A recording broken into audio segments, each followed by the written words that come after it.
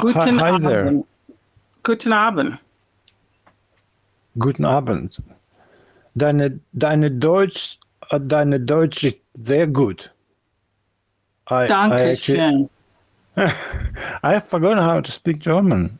Go figure. But I'll be able to recall it all like in no time, provided I have a chance to practice a little bit. You can practice right now because Manuel, I forgot about Manuel. He's one of our, even before Michael, Manuel is in Germany and he is making comments. And we have to sometimes at least say, Guten Morgen, Guten Abend, Guten Wiener Schnitzel, Guten Bier, Guten Pretzel. No one says Guten Beer or something like that. That's probably not appropriate. But anyway, when I was at school, I was good at German, in German, and Let's yeah, hear I some. was Let's hear some. Just two, three little somewhat. phrases. Just two, three phrases. Ich bin ein Uh, Berliner. Ich bin ein Berliner. I don't know about that because okay, let me see if I can do something like really exciting. Like entschuldigen Sie bitte means excusez-moi in French, excuse me in English. Or Oh, ich habe eine entschuldige. Frage. Ja, entschuldigen Sie bitte. I apologize or I'm sorry or so, excuse me. Yeah, excuse me is And I think it's excuse me. and then the other one you said Usabaka da Froggen. It means you have a frog in your pants. No, frog has nothing to do with that. I don't know why you bring it up. But anyway, ich habe You eine did say Frage. Ich you habe said eine you had a. Frage means I have a question. No, I Können Sie thought you mir had a helfen? frog. Means can you help me? You see, I know. I still know stuff. Yeah, you have a frog in your pants. That's what you said. No, I said ich habe eine Frage. Frage means question, not a frog. Maybe you have a frog in your pants, not me. But anyway, ich spreche ein wenig Deutsch means I speak a little bit German. See? And Yeah, that's yeah, very I good. can do stuff. I can continue. But anyway, maybe we should start speaking Chinese. I don't know because I have a neighbor who is Chinese, and when I see him now and then, I say like "ni Ciao hao." bok. That's all Oh, I ni know. hao. Oh, ni Yeah, it's hao. hi means good morning.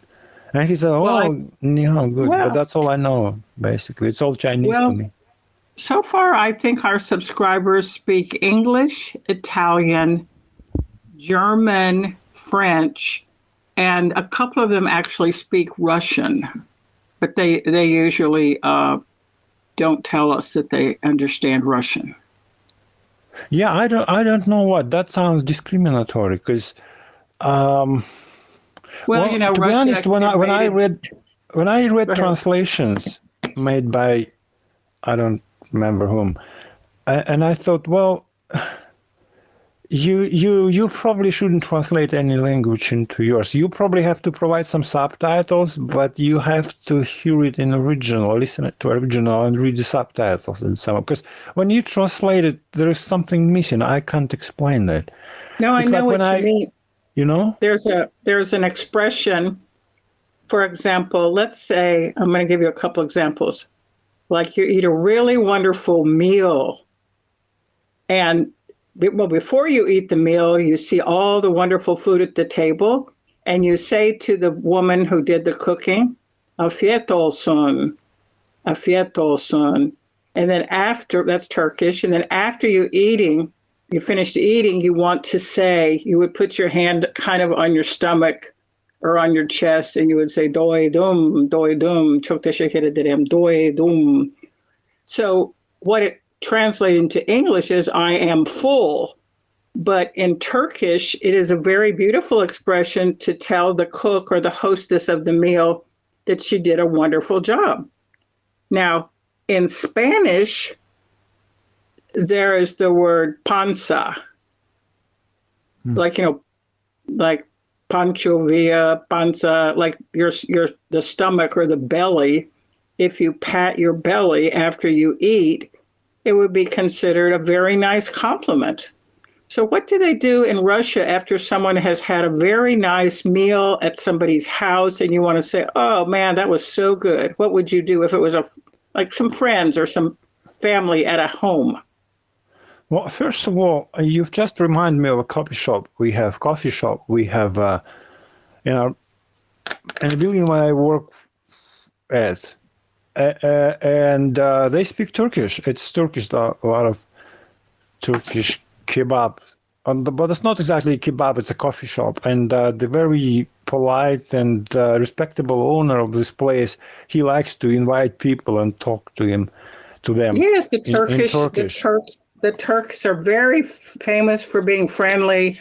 Italians are famous for being friendly, and the people who live in Texas are famous for being friendly. And people in the southern states of the United States are considered to be more friendly than the cold states up north. So, but back to my question: if you were with some family or friends and you had a very nice meal, what would you say to the hostess after you're finished? What would you say in Russian?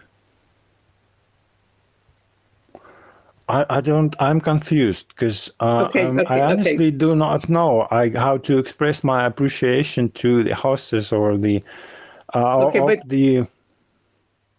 just thank you very pretend much. no, just a minute. Pretend that you're a man and that you live in Russia, okay? And you have gone to some family or friends and just had a wonderful meal. In Russian, what is the Russian words that you would use to say, that was so good? What would you say in Russian?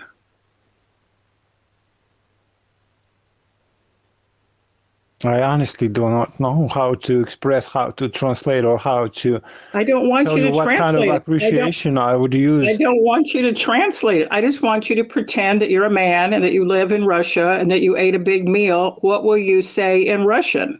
Like, how does it sound in Russian? Just, I want to hear Russian. It doesn't sound Russian at all. It sounds It like does. you It sounds like you're chewing cabbage.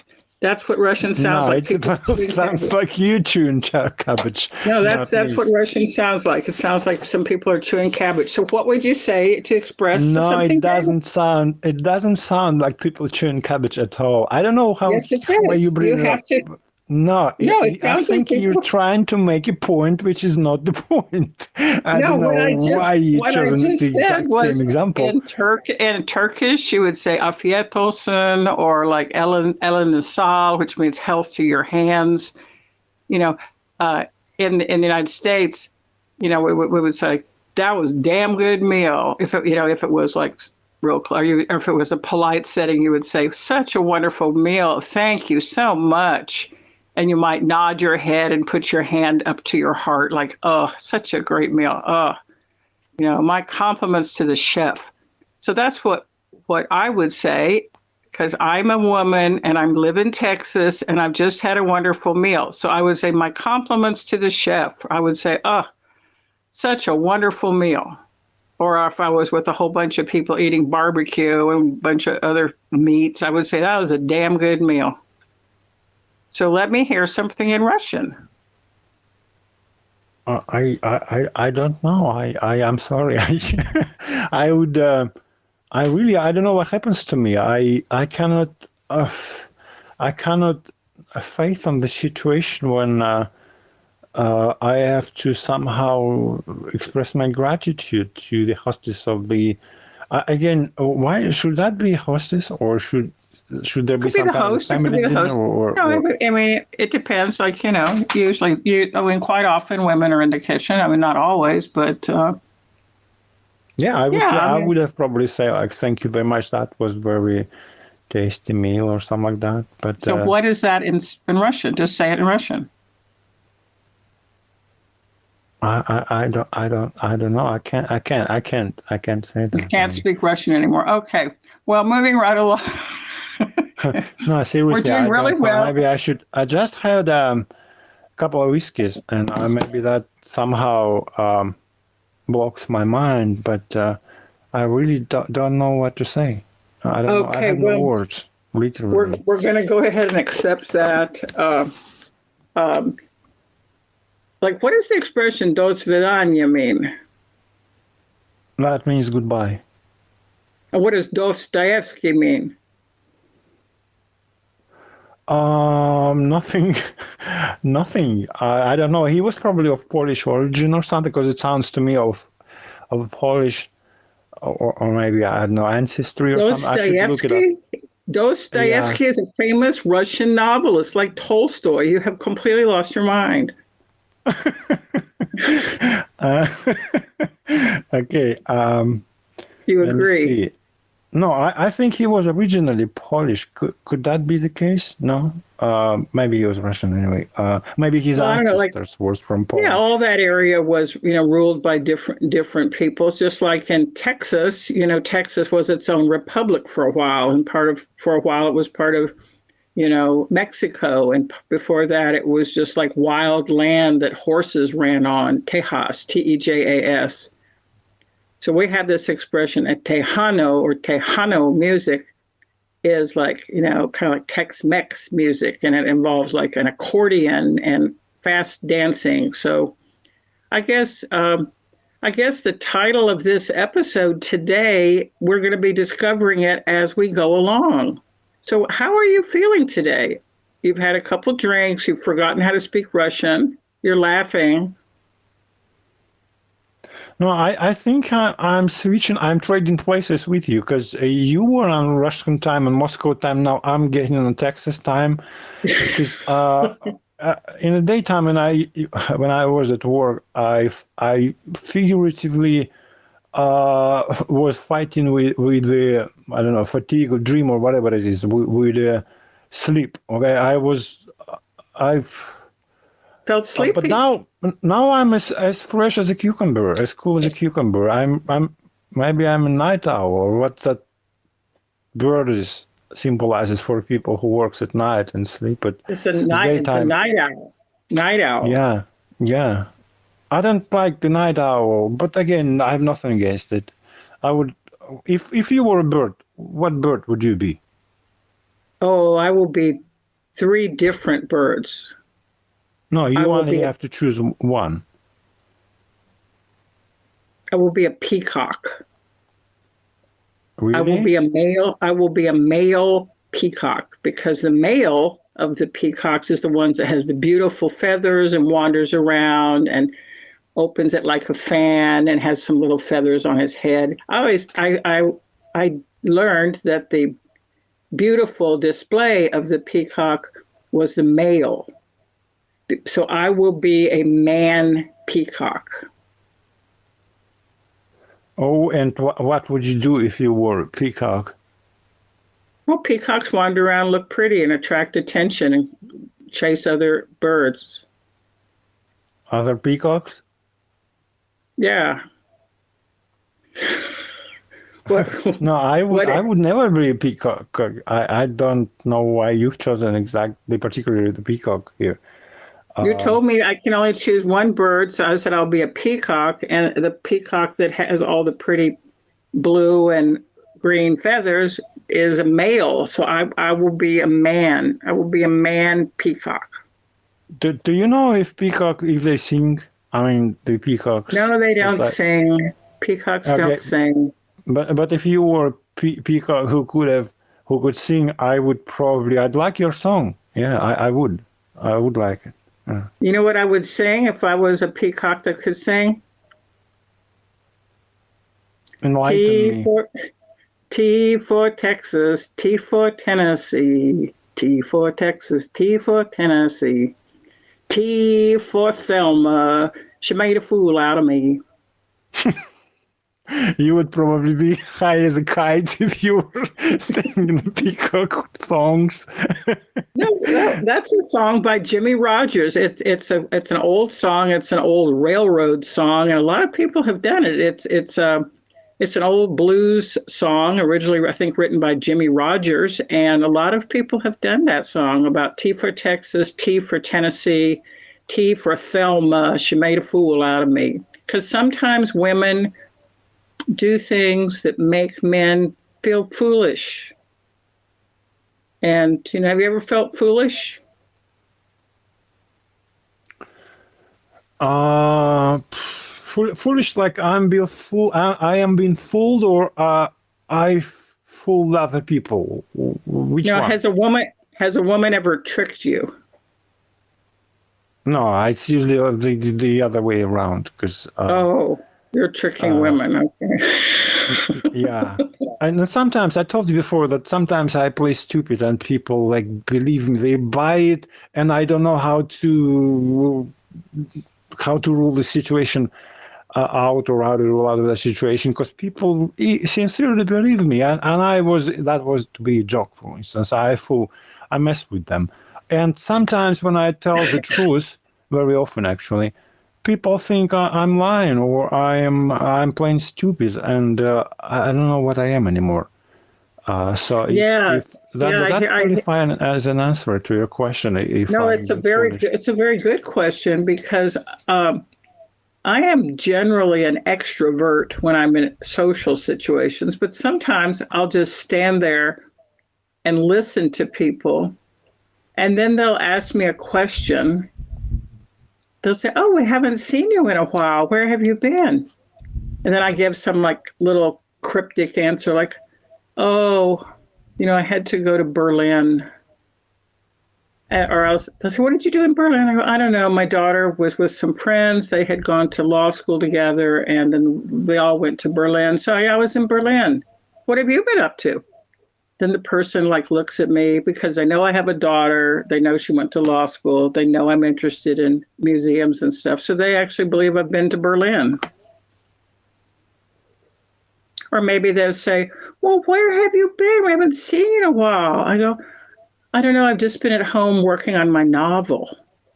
"What novel?" I'll say, "Well, I'm writing it with a Russian. It's called Boris the Man." "Is that the guy on YouTube?" I said, "Yeah. Have you been following our Petroma therapy episodes?" And then someone says, "What's Petroma therapy?" Well, it sounds like you're using the defense mechanism. When people ask you what have you been doing, you're trying to shield Evade yourself. them. Yeah, I'm trying Yeah. to. I don't want to tell them what I've been doing. Yeah. I don't want to tell them And what I've been doing. they feel like they not the following, but the stalking you. Because have you been stalking us? Like not following, but from a therapy YouTube channel. It sounds like your question sounds like people stalking you, and you're accusing them of stalking. Well, Anyway, no, stalking means like it's kind of ominous, but they are trying to figure out what I am and where I've been. And actually, where I am is like I'm in Dallas and I'm dealing with a lot of car repairs. And a friend of mine's uncle died, and then someone made tortilla soup, and then somebody wants me to go gambling, and then also I ran into these two people who have some books that they think they want me to edit, but they don't want to pay me. So basically, I would say what I've been doing is just dealing with a whole bunch of nonsense, like car repairs and people who just want to pick my brain but won't pay me to do the editing I can do on their book. somehow like about therapy and all, not to change the subject, but somehow I still think about the bird and what would you be if you were a bird? And you said a peacock, okay. And I think maybe in view of this defense mechanism and stuff, maybe this is something that says something, that says the peacock. I mean, it says something about you, because the birds that you chose and the reason you gave for it seemed so pertinent to your unique character, right? Which reveals insight into the views of yourself, your Yes, and values, right? And your hopes and aspirations. Yes.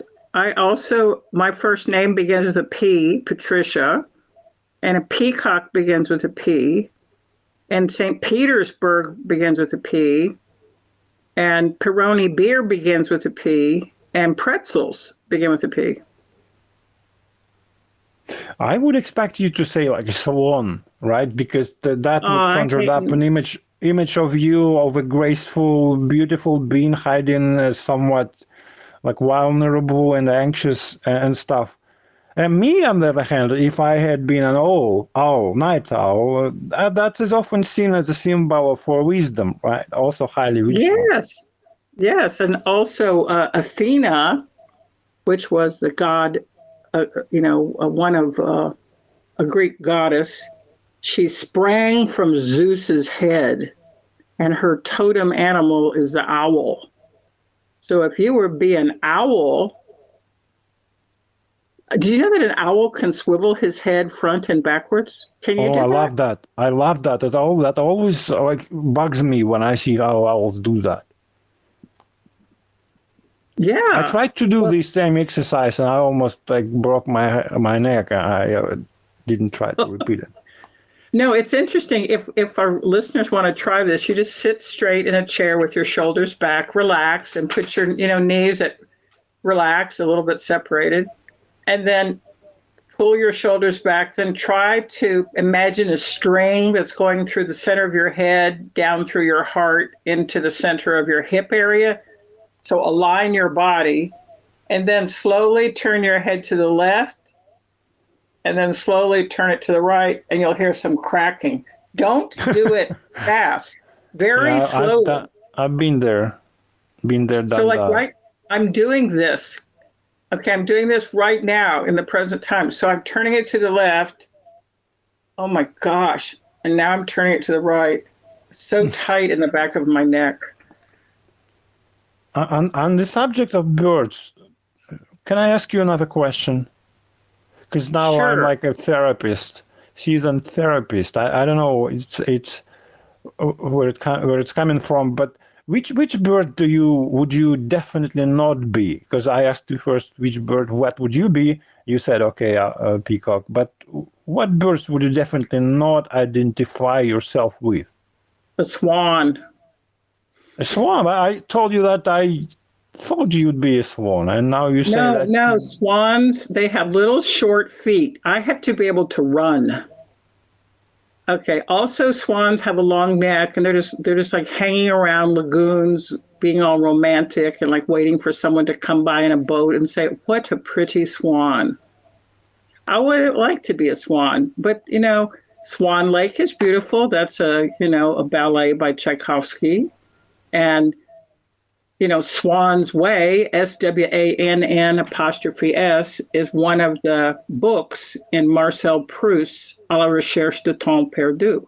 So, In Search of Lost Time by Marcel Proust, one of his famous chapters is called Swan's Way. And there's this dilettante named Mr. Swan, he's kind of like a bon vivant, and he loves life and he loves eating and lazing around and just being very decadent. But, swans are kind of limp. Well, not unless they're in the lake. Yeah, they're still limp in the lake. They can't but run. Still, that was interesting to what you've just said, because that made me feel like I just flew up high into the sky and gotten a new perspective on things. Oh, you're like Fly Like an Eagle? That's a good song. Do you know that song? Fly Like an Eagle? Sounds familiar, but I'm not sure if you and me are thinking about the same song. Well, what I don't know. How would I hate being a ballerina? I don't want to be a ballerina. I don't want to be a swan. I don't want to dance on my toes. Fly like an eagle. Okay. Well, how many different birds have you seen in your life? I don't know a name for all of them, except maybe one or two. Well, let's just see how many birds we can name. Eagle, swan, peacock. No, the town birds, what they called? Dumb birds? Town birds, city birds, what they called? The sparrow is a little ones, but the bigger one, the larger ones, what are they called? The big bird. No. I'm sure you know the name. Here's the song. Sometimes people eat them. I mean, not in Russia, but in France. Can you hear this? No.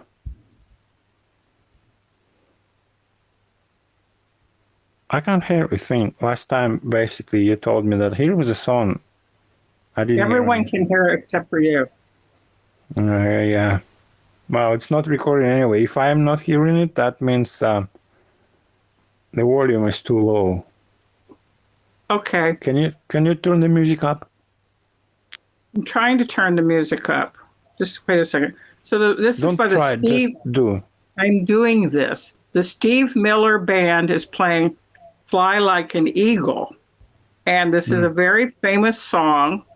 I'm now turning the volume up so that our listeners can hear it.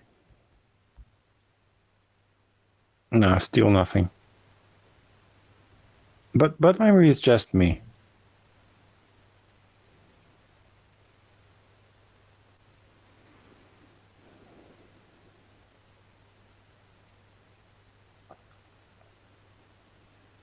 Okay, well, anyhow, whether we hear it or not, some of the words are want to fly like an eagle.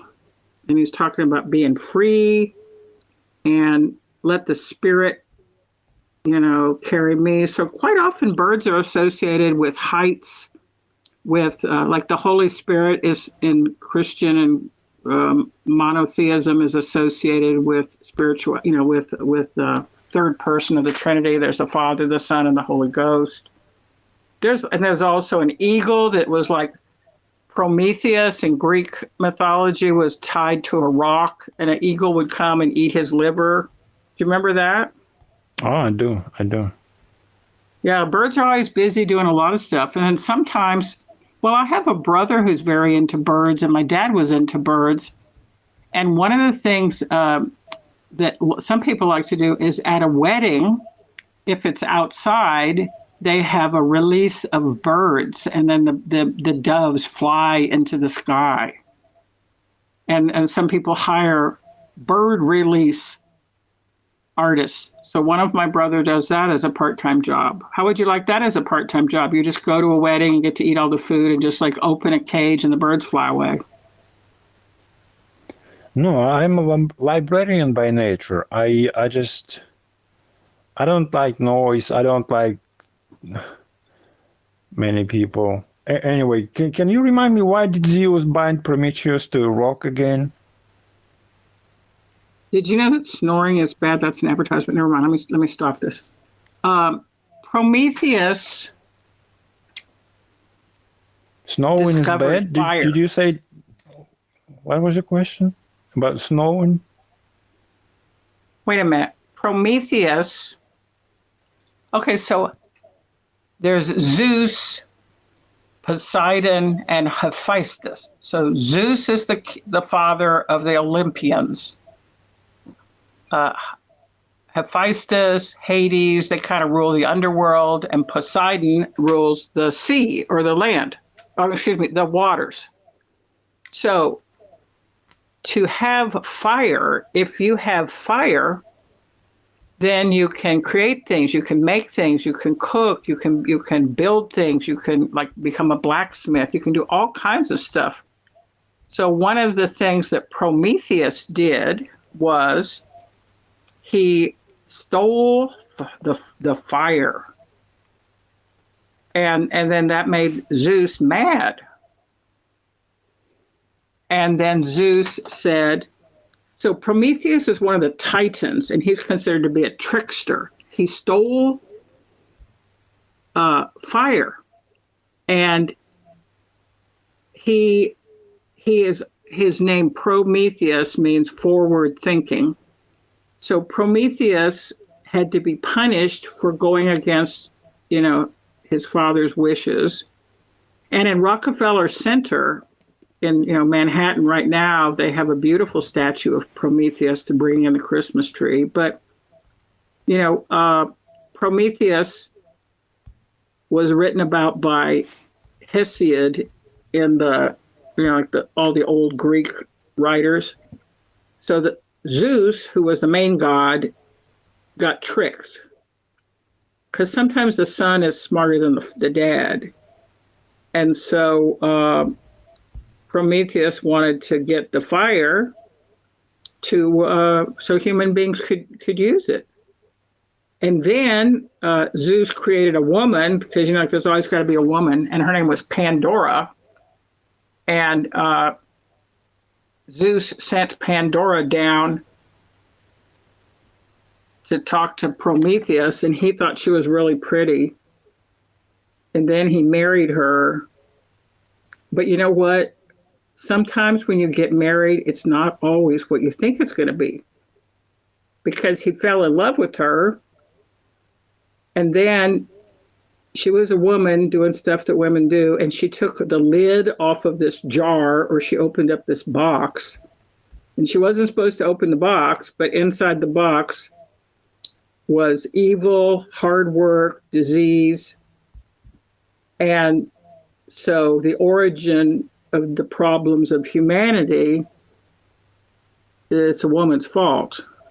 But in the bottom of the box, or at the bottom of the jar, was one thing left. So what's at the bottom once everything is gone?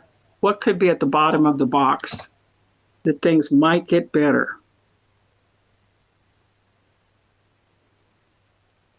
That's right, hope, Hope.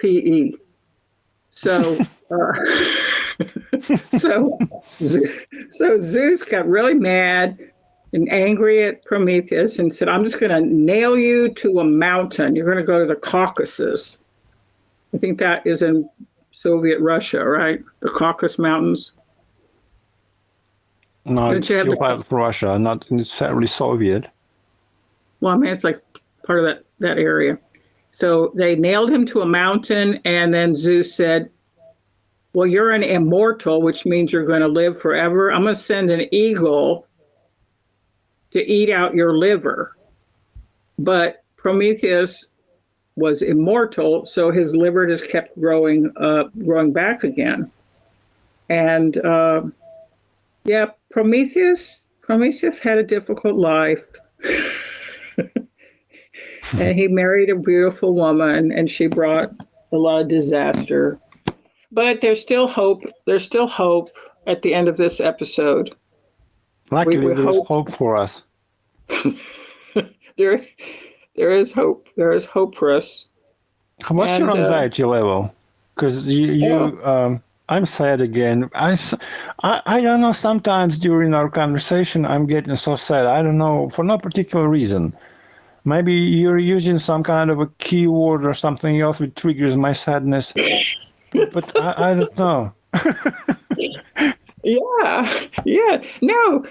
Well, actually, I've been zipping around Dallas all day doing a lot of different interesting things. And, we've talked about peacocks. We've talked about owls. We've talked about livers. You know the part of the body that gets diseased if you're an alcoholic?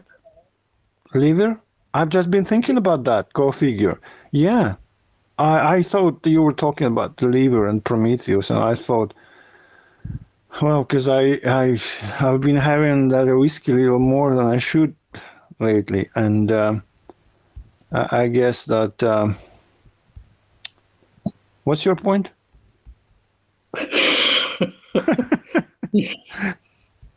Okay, my point is that in therapy we discover things we didn't know we were going to discover, and we just kind of stumbled on the Greek myth, and I was thinking about alcohol and drinking because in my family there's quite a bit of alcoholism, and most of my friends are alcoholics, but some of them are high functioning alcoholics. Shout out to David Anton, but but he's not in your family. Yeah, he is. He's in my tribe. Okay. So whatever floats your boats. Yeah, and the boat that goes across the river of hell. What's the name of the river in hell? I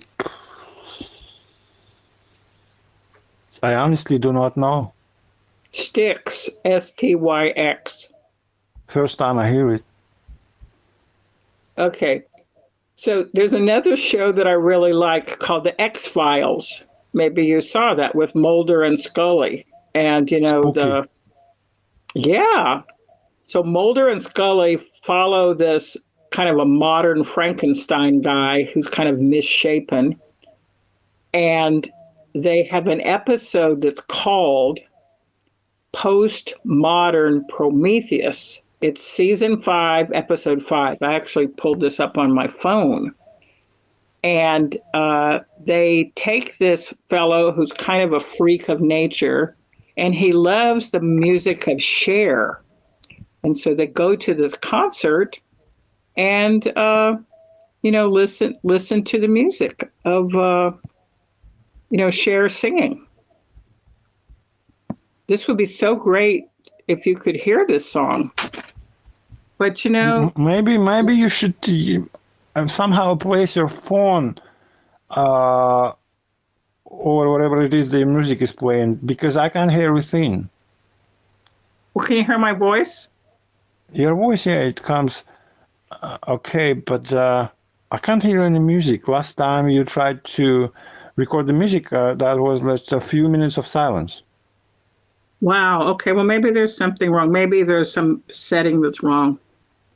Maybe you're like placing your finger wrong and you clock the dynamic or something. I'm placing my finger wrong, and I've clocked. Yeah, when you hold in a phone, maybe you just close your finger. Maybe you place it exactly on the microphone. I don't even know where the microphone is. That's my point exactly. But anyway, again,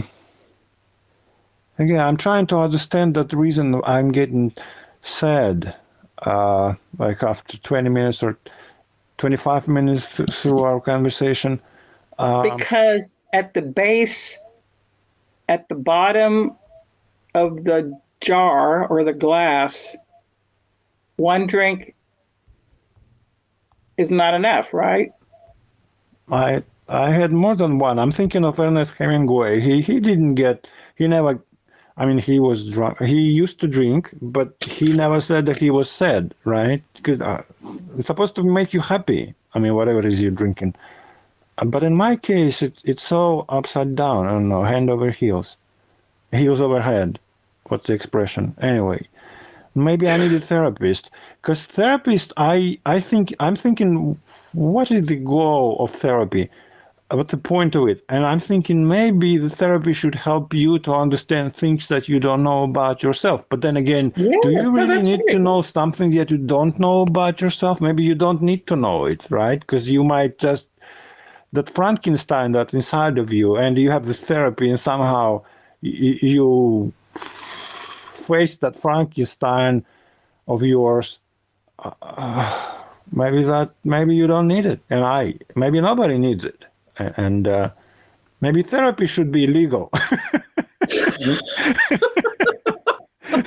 I love the way that your mind goes from point to point to point. So one of the techniques that, go ahead. No, I've just had that black label, double black. I don't know why they call it double black. They could have called it triple black or the black label. Johnny Walker, black label. Yeah. Oh, who would come with such an idea? Just double black. Because black isn't dark enough, you need double black. And also, if they can sell something, if somebody, there's a brand of coffee there's a brand that's called Death by Coffee, and it's a black bag, and it has a white skull on it with a couple little red flames. Death by Coffee, and then they also make it like ice cold in a can, and it's called Death Wish. So I know you're confusing, because Black Death was a great flag of London. It has nothing to do with coffee.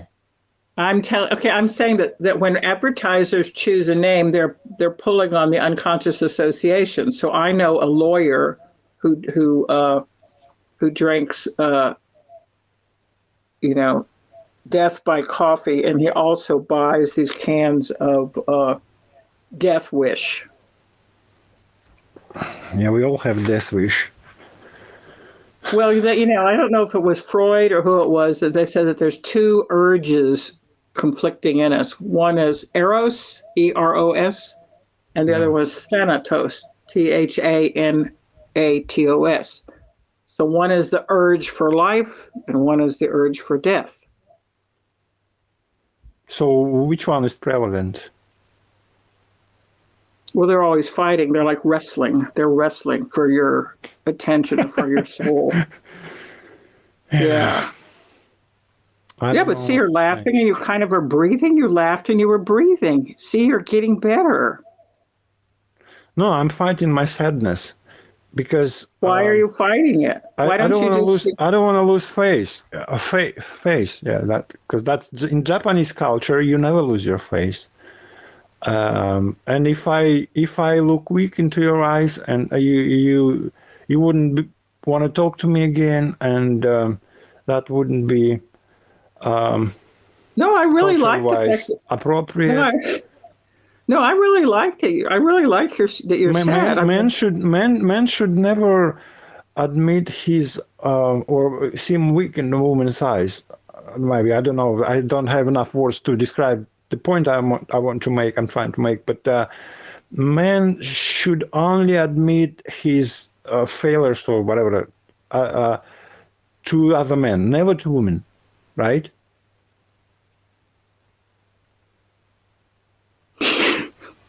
Well, so my point is, if you were a man, I am a man. I'm a man peacock. I'm a man peacock. You've already admitted your weakness. Maybe you do need a therapist, but yeah, it's a loony bin. If you think you're a man peacock, therapist wouldn't help. I think you need. You're the one that made me admit. You said you can only choose one. You pressed me against the wall. You said you only choose one. I go, okay, I will be a peacock. Well, I have to be a man peacock because I have to be able to have pretty feathers. And you said, I want you to be a swan. I go, no, swans have loose necks.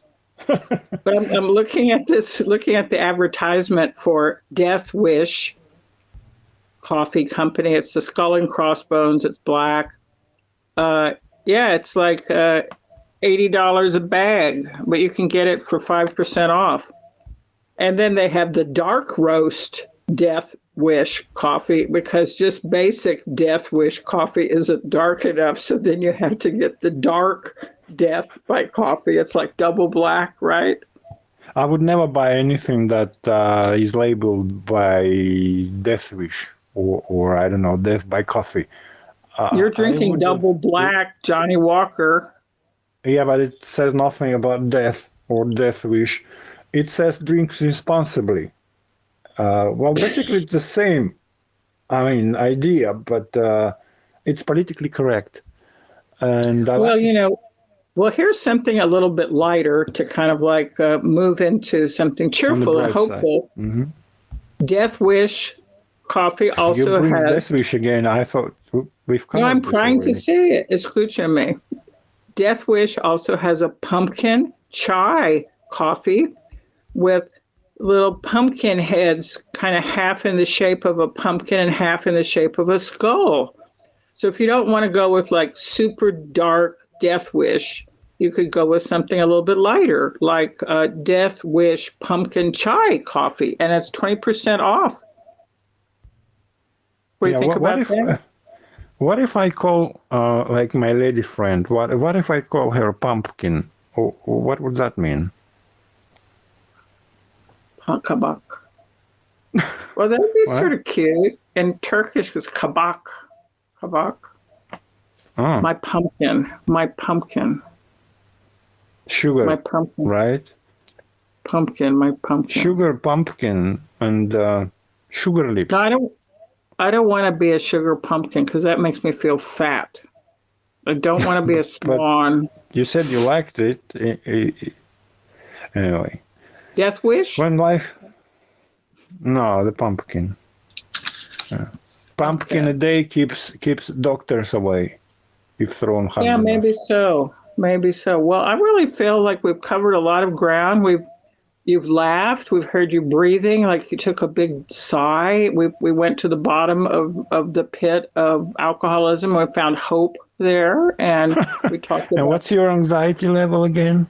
Is it Oh, 9?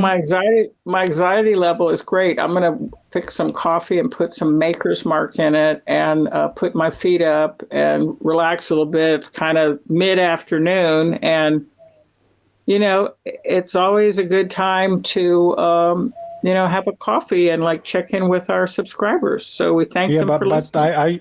I just remembered that we were going to make an episode about casino. Yeah, we can do that. Let's end this episode and start the next one. No, let's start next one tomorrow because I need another bottle of Johnny Walker. This one is Okay, that almost sounds over. good. I won't be able That, to start a new one. And if I open another one, that will be too much for one day. yes, you are a man of moderation. So Yeah, I'm responsible. you're responsible. You're responsible for your own life. So we thank our subscribers for listening today, and they will be finding out pretty soon what the title of this episode is. And then our episode for tomorrow is going to be about casinos and gambling and not And drinking money during prohibition and and getting money rich and getting rich quick. and redemption and all Yeah. that keywords. We should come up with the interesting words to attract more listeners. We are. We're like moving ahead towards 91 subscribers. One day we'll have 100. And then we're going to go to 91, Michael's. We have 95. 90. We have 95? We have 94. Well, who quit? So Who no, quit? We were seriously, at I 90. let me see. Let me see. Hold on. Don't hang up on me. Just a second. I'm not. Don't go anywhere. Just I'm right sitting here. yet. Please hold. Okay, we have 94. Yeah, I was right. 94 subscribers. So we need six more subscribers to hit 100. Great. And then we're going to Maybe go we to Michael's restaurant in Albuquerque because he said that once we get 100 subscribers, we can all go to his restaurant and he'll give us all one beer. And by all, you mean you yourself, because So it means all 95 of all 100 of us are going to go and share one beer. He says, no, that was a figure of speech. He didn't mean verbatim. No, he did. He wanted to know if I'm ever out in Albuquerque, and I had a sister and some relatives lived in Flagstaff, New Mexico, and I have a good friend, Leon McKinney. He's out in Albuquerque. He's from Albuquerque, and Breaking Bad is in Albuquerque, and the Philosopher Truck Driver goes through Albuquerque. And sometimes the Philosopher Truck Driver, Jaredon, he's carrying an 18-wheeler full of stuff, and once his truck was full of tractors, and another time it was full of Starbucks coffee cups. You ever tried to alphabetize your underwear? To do what? Maybe I shouldn't have asked that, but anyway, ignore that. Okay. Just continue.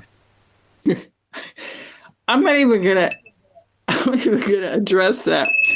And with this, we wish our subscribers a happy Wednesday, and we hope you're back on Thursday to learn about casinos and gambling and pumpkin spice underwear. Yeah, and drink responsibly.